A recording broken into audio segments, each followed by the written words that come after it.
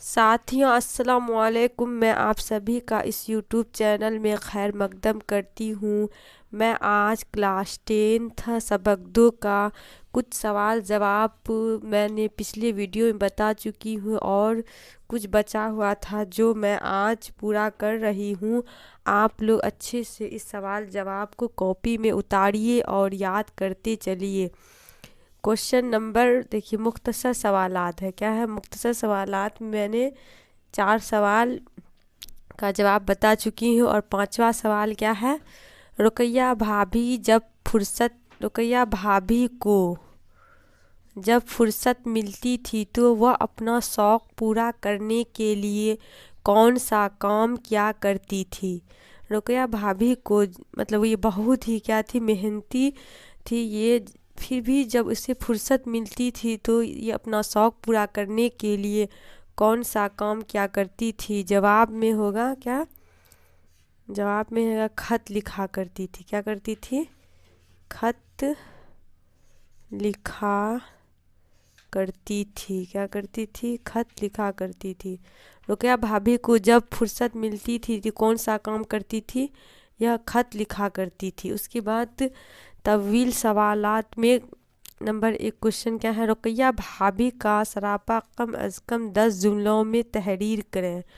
रुकैया भाभी का इस टाइप से आप लोगों को जवाब लिखना है। जवाब: रुकैया भाभी का सरापा कम अज़ कम 10 जुमलों में मंदरजा झेल। मंदरजा झेल मतलब क्या होता है? निम्नलिखित यानी नीचे लिखा हुआ है। क्या है? नीचे लिखा हुआ है।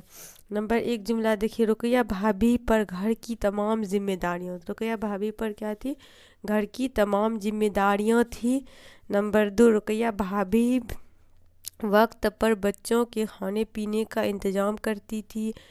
तीसरा जुमला देखिए, रुकैया भाभी देवर की खातिरदारी करती थी। क्या करती थी? रुकैया भाभी जो थी देवर की खातिरदारी करती थी। चौथा जुमला, रुकैया भाभी हमेशा माली दुश्वारियों से दो चार रहा करती थी।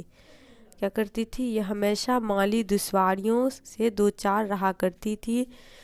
पांचवा जुमला, यह कॉलेज में लेक्चरर थी जहाँ से मतलब क्या मिलता था? 400 रुपये तनख्वाह मिल जाता था।